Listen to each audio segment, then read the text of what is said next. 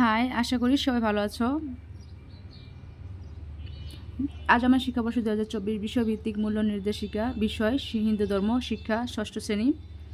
তো আমরা ষষ্ঠ শ্রেণীর যে হিন্দু ধর্মটি আছে সেটা নিয়ে আমাদের যে মূল্য নির্দেশিকা আছে সেটা নিয়ে আমরা বিস্তারিত আলোচনা করব।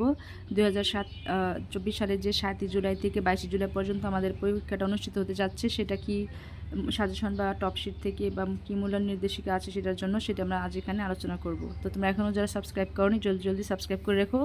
এরকম সকল ভিডিও আমি যখনই আপলোড দেবো যেন তোমরা পেয়ে যাও, এতে তোমাদের ভালো হবে। তো সাবস্ক্রাইব করে রেখো। তোমরা পরিশিষ্ট 2 চলে এসেছি, আর এর আগের যে ভিডিওগুলো ক্লাস চলে গেছে তোমরা মিস করে ফেলেছো, সেগুলো কিন্তু প্লে লিস্টে পর্যায়ক্রমে দেওয়া আছে, তোমরা সেখান থেকে নিয়ে নিতে পারো। তো দেখো, শিখন অভিজ্ঞতা ভিত্তিক মূল্যায়ন টপশিট। ষষ্ঠ শ্রেণীর নির্দিষ্ট শিখন অভিজ্ঞতা ভিত্তিক মূল্যায়নের টপশিট পরবর্তী পৃষ্ঠা থেকে ধারাবাহিকভাবে দেওয়া হলো। শিক্ষক কোন অভিজ্ঞতা শেষে কোন পারদর্শিতার সূচকে ইনপুট দিবেন তা প্রতিটি শিখন অভিজ্ঞতা দেওয়া আছে। মানে তোমাদের এখানে মুখস্থ করে পড়তে হবে, পরীক্ষা দিতে হবে এরকমটা নাই। তোমরা কতটুকু জ্ঞান অর্জন করতে পারছো, প্রতিদিন স্কুলে যাচ্ছ, স্কুল থেকে বাসায় আসছো, বাসায় অনেক কাজ আছে যেগুলো আমাদের করতে দেওয়া হচ্ছে। দলভিত্তিক যে কাজ আছে, দলীয় কাজ, জোড়াই কাজ, একক কাজ, অনুশীলনী কাজ, ঠিক না? তারপর বিভিন্ন প্রতিবেদন তৈরি করতে হচ্ছে, আমার প্রতিফলন ডায়েরি তৈরি করতে হচ্ছে। তো এই বিষয়গুলোর উপরেই তোমাদের মূল্যায়নটা করা হবে। এই বিষয়গুলো এখানে বিস্তারিত বর্ণনা করা আছে, এবং তোমাদের একটা উপাত্ত ছক আছে যেখানে তোমাদের মার্কশিট বা তোমাদের মূল্যায়ন করা হবে ত্রিভুজ, বৃত্ত, চতুর্ভুজ দিয়ে।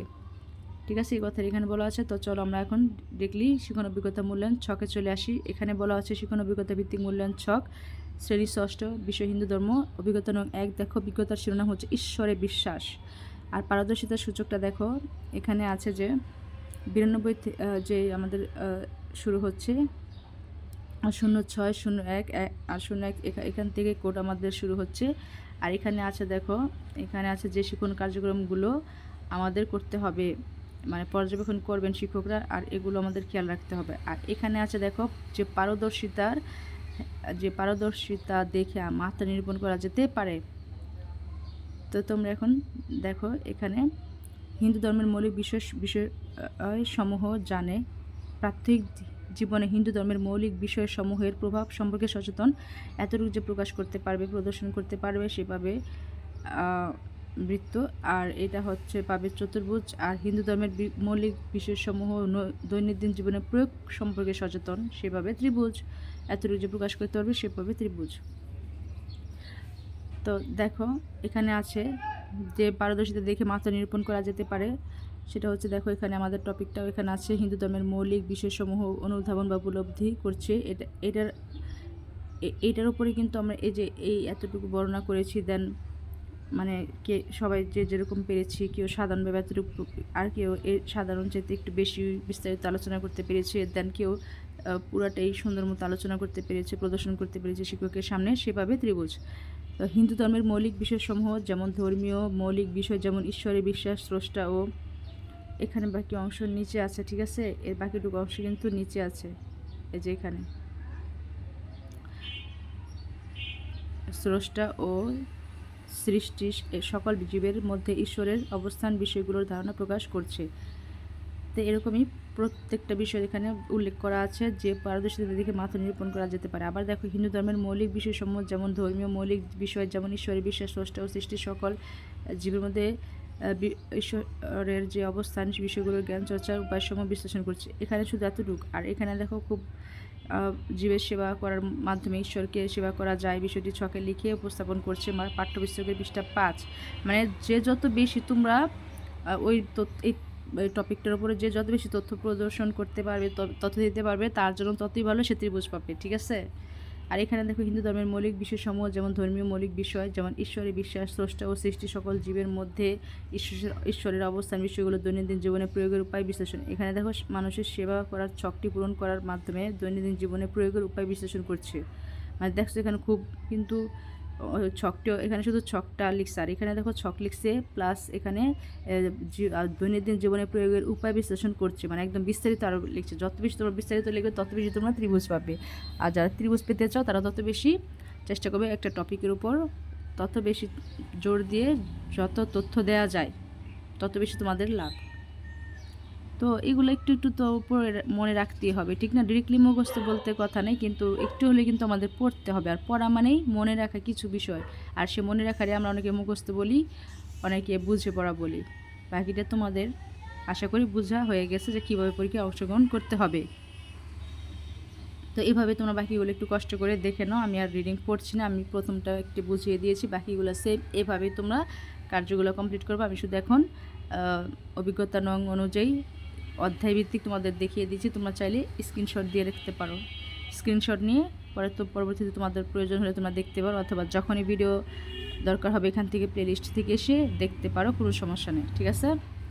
তা অভিজ্ঞতা নং 2, অভিজ্ঞতার শিরোনাম ঈশ্বরের স্বরূপ নিরাকার ও সাকার। তো দেখো এখানে বিষয় আছে, আর যে শিখন কার্যক্রমগুলো পর্যবেক্ষণ করবেন সে অনুযায়ী, ঠিক আছে? এর বাকি অংশ এই পেজে আছে, দেখে নাও। দেন দেখো শিখন অভিজ্ঞতা 3, অভিজ্ঞতার শিরোনাম আত্মার অবিনাশিতা, জন্মান্তর ও কর্মফল। অভিজ্ঞতা নং 4, অভিজ্ঞতার শিরোনাম নিত্যকর্ম।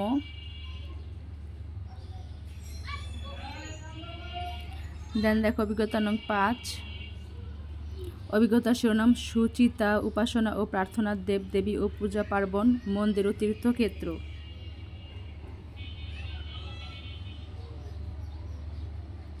এর বাকি অংশ এই পেজে, বাকি অংশ এখানে আছে। দেন দেখো এখানে আছে অভিজ্ঞতা নং 6, অভিজ্ঞতা নং 6 দেখো অভিজ্ঞতার শিরোনাম যোগাসন। এখানে দেখো পারদর্শিতার সুযোগ আছে, আর যে পারদর্শিতা দেখে মাত্রা নিরূপণ করা যেতে পারে সে বিষয়গুলো খেয়াল রাখবে।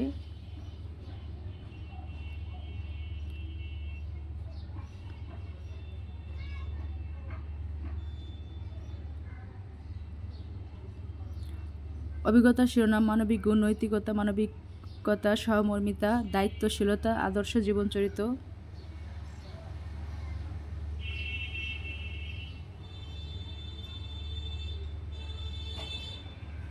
এর বাকি অংশ এখানেও আছে। দেন দেখো অভিজ্ঞতা নং 8, অভিজ্ঞতার শিরোনাম সহাবস্থান।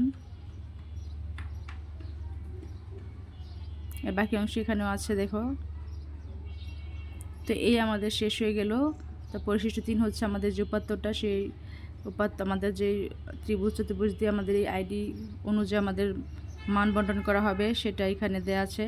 যেমন আমাদের নাম থাকবে এখানে, আমি সেই কোডে সেই টপিকে কি পেয়েছি, ত্রিভুজ না বৃত্ত না চতুর্ভুজ, সেই অনুযায়ী আমাদের এখানে নাম্বারিং করা হবে।